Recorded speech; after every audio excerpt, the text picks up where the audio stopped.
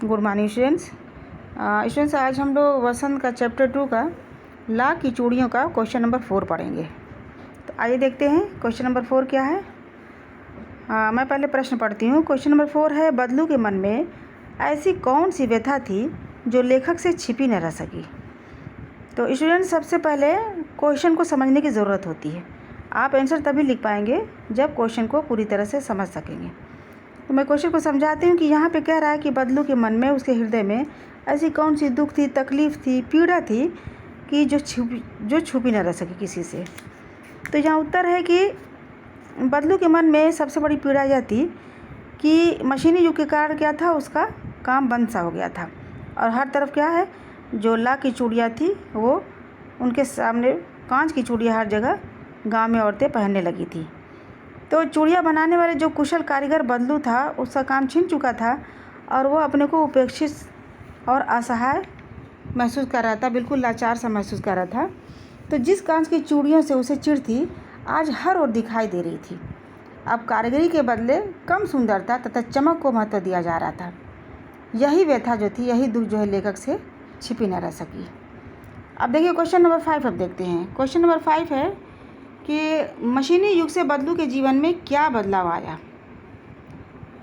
तो उत्तर इसका है, मशीनी युग का मतलब समझते ही हैं आप कि मशीनी युग का मतलब है कि हम घर से लेकर बाहर तक तमाम बिल्कुल मशीन पर डिपेंडेंट हो गए हैं।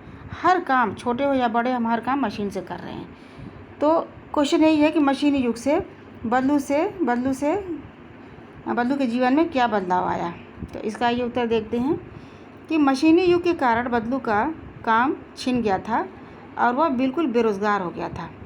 उसे गरीबी में जीवन बिताना पड़ रहा था क्योंकि उसके सारे काम धंधे बंद हो गए थे और यहाँ तक कि इतनी गरीबी आ गई थी कि उसे अपने गाय तक बेचनी पड़ी।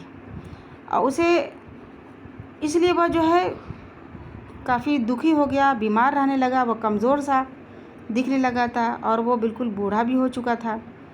उसके माथे पर नसें उभर आई थी और वो धीरे धीरे जो है बीमार रहने लगा और उसके माथे पर शिकन सा हो गया था, वो चिंतित रहने लगा था। यही वजह है कि उसके जीवन में बहुत सारे बदलाव आए, क्योंकि जहाँ पे गांव में सारी औरतें ला की चूड़ियाँ पहनती थी जगह जगह, हर शादी ब्याह में उस समय, वहाँ पे जो है मशीनी युग के कारण अब गांव की औरतें सिर्फ कांच की चूड़ियाँ पहनने लगी थी, जो बदलू के दिल में बहुत बड़ा यह दुख और दर्द का कारण था। अब इसमें देखिए कहानी से आगे है प्रश्न। कहानी से आगे में 2 प्रश्न बहुत इंपॉर्टेंट है। पहला प्रश्न है कि भारत में कहाँ कहाँ ये जो लाख का जो निर्माण होता है, भारत में कहाँ कहाँ पाया जाता है और इससे क्या क्या काम होते हैं। तो देखिए इसका उत्तर है कि भारत में लाख की वस्तुओं का निर्माण भारत के सबसे ज़्यादा राजस्थान में, कर्नाटक में और उत्तर प्रदेश आदि राज्यों में होता है। यहाँ इससे क्या, देखिए इससे लाख की चूड़ियाँ बनती हैं, मूर्तियाँ बनती हैं, गोलियाँ बनती हैं तथा सजावट की बहुत सारी वस्तुओं का निर्माण होता है। सजावट की बहुत सारी वस्तुओं का निर्माण किया जाता है।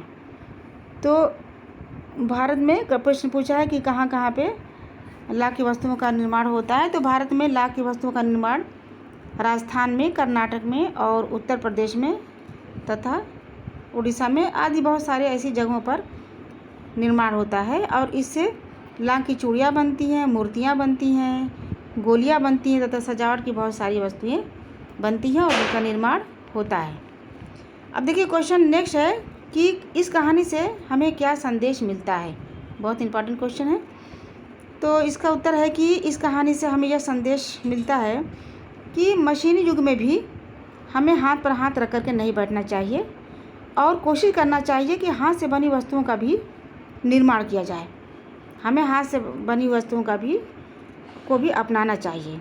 लोगों को अपने पूर्वजों के जो हथकरघा है और हैंडमेड काम है उसको बंद नहीं करना चाहिए, उसका तकनीकी नवीनीकरण के द्वारा उन्हें आगे बढ़ाने का प्रयास करना चाहिए।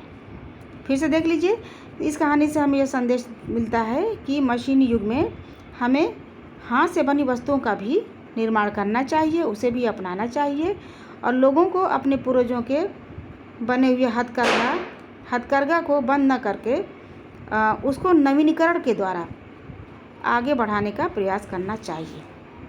तो ये आपके क्वेश्चन आंसर कंप्लीट हो गए। Thank you.